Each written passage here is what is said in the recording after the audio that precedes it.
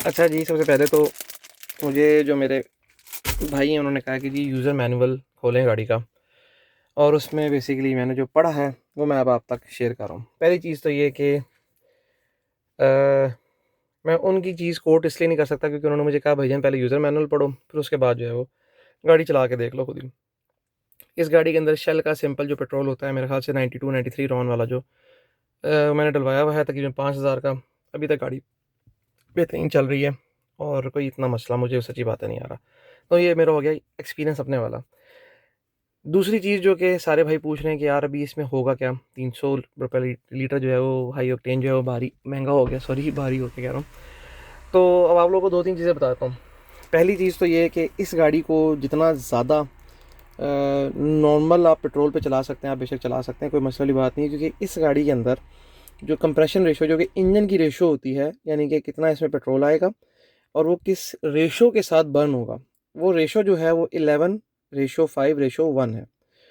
जो एक normal naturally aspirated गाड़ी होती है उसकी वो 10.5 या 10 होती है, यानी कि ये सिर्फ उसे 0.5 ज़्यादा है उससे। डिफरेंस बताता हूँ क्या है इसमें। जो आपकी हेवल है उसकी कंप्रेशन रेशियो 13 14 या इवन 16 तक है। जितनी ज़्यादा हायर कंप्रेशन रेशियो होगी उतना ज़्यादा आपको प्योर फ्यूल चाहिए होता है, या तो ज़्यादा रॉन वाला फ्यूल चाहिए होता है, जिसकी वजह से उसकी जो परफॉर्मेंस होती है वो ज़्यादा बेहतर होती है।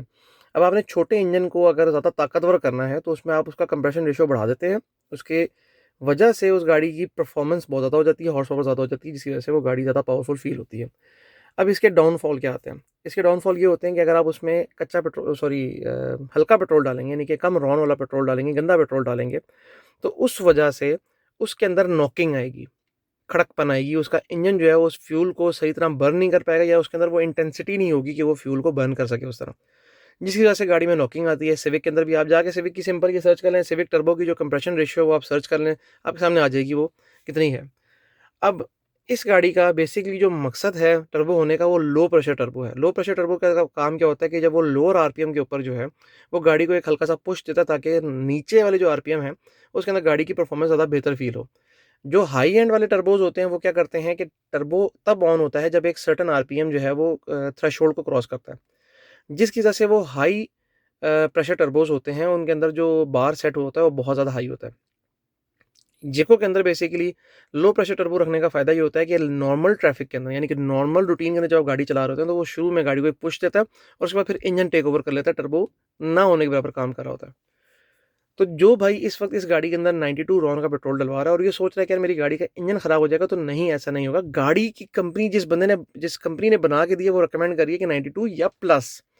जितना आप ज़्यादा रॉन डालेंगे, उतना बेहतर आपको परफ़ॉर्मेंस मिल सकती है। लेकिन वो परफ़ॉर्मेंस आप अगर समझ रहे हैं ना कि भाई मैं गाड़ी अगर फॉर एग्ज़ाम्पल 0 टू 60 ये गाड़ी अगर 9 सेकंड में या 7 सेकंड में करी है तो वो 5 सेकंड में आ जाएगा, इस तरह नहीं होता।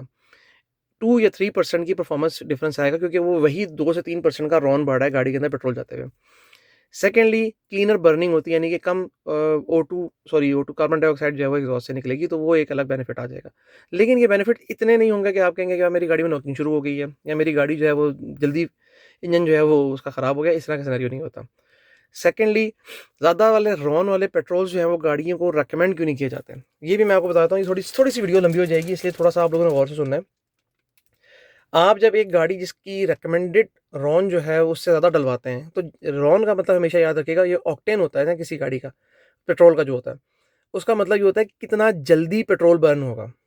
इसका लिंक होता है, यानी कि 92 रॉन और 95 या 96 या 97 रॉन जो है, इसकी लिंकेज ये होती है कि कितना ऑक्टेन है सॉरी, कितना ऑक्टेन है और वो कितना जल्दी बर्न करेगा। अब मैं आपको सिंपल सी एक चीज़ बताता हूँ, सबसे हाईएस्ट जो ऑक्टेन है ना, वो जो आपका जो लाइटर फ्लूइड होता है, जो आप लाइटर के अंदर डालते हैं, उसकी रौनक जैसे ही वो उसको आप हाथ में रखते हैं तो वो एकदम से इवेपोरेट हो जाता है। अब यही सीन होता है गाड़ियों के पेट्रोल का भी। जितना ड्राई होगा फ्यूल, जितना ड्राई, उतना वो गाड़ी की परफॉर्मेंस को ज़्यादा अफेक्ट करेगा, यानी ज़्यादा बेहतर परफॉर्मेंस देगा। अब अगर आप फॉर एग्जांपल मैं आपको एग्जांपल इस चीज़ की देता हूँ कि अगर आप एक नेचुरली एस्पिरेटेड गाड़ी के अंदर हाई ऑक्टेन डलवा के ये सोच रहे हैं कि यार वो सारा गंद बाहर निकाल देगी, तो ये गलत है। ऐसा कोई मिथ नहीं है, ऐसी कोई चीज़ नहीं है। ये एक ऐसे नॉर्मल मैकेनिकों ने आपके दिमाग में ये चीज़ डाली हुई है कि आप एक नॉर्मल गाड़ी इसको 88 या 80 रॉन्स के 80 या 90 रॉन्स के ऊपर उसका इंजन को कंबस्टन रेशियो बनाई हुई है उसकी, उसमें अगर आप 95 डाल देंगे तो जी वो एग्जॉस्ट भी साफ़ कर देगा। ऐसा कुछ नहीं होगा मेरे भाई, वो उल्टा इंजन की जो वॉल्स है उसको ड्राई कर देगा। ये बहुत टेक्निकल बात है, मैं नहीं बता रहा, ये आप जाके सर्च भी कर सकते हैं।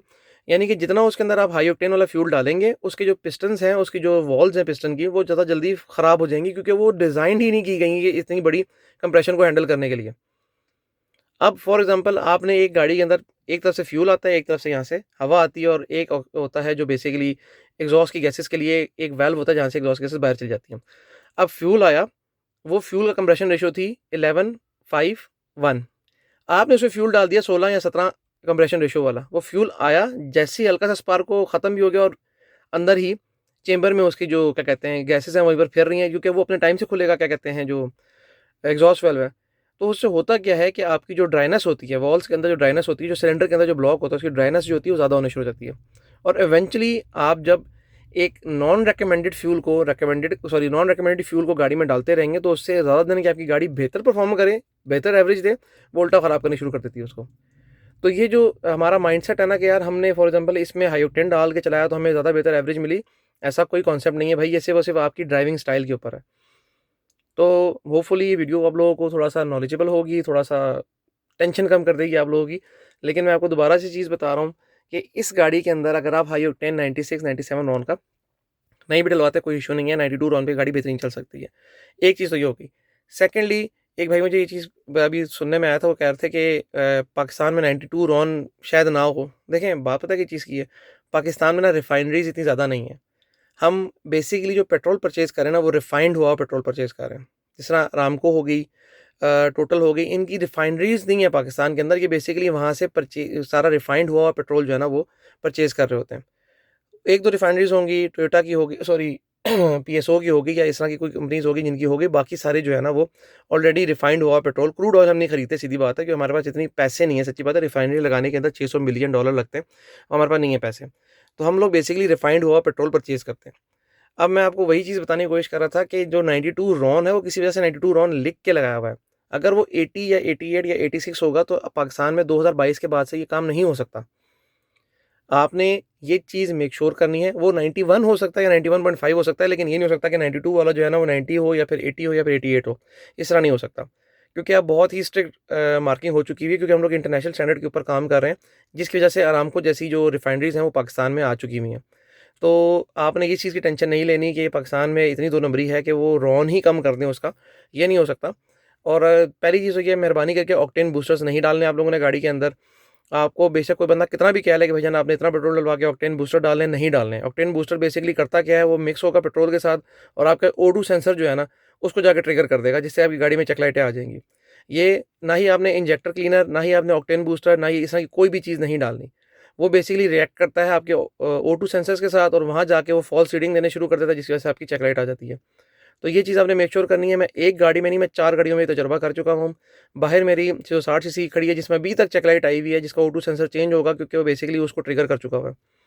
तो ये गलती आप लोगों ने मेहरबानी नहीं करनी। मैंने होंडा सिटी में भी गलती कर चुका हूँ, मैंने कोरोला में भी गलती की हुई है। इससे पहले मेरे पास जो एचआरवी है, अभी रिसेंटली मैंने एचआरवी सेल की है, उसके अंदर भी यही सेम इश्यू आया कि मैंने उसमें ऑक्टेन बूस्टर डाला, मैंने कहा शायद बेहतर हो जाएगा, चेक लाइट आ गई। तो ये गलती आप लोगों ने नहीं करनी, मेहरबानी करके।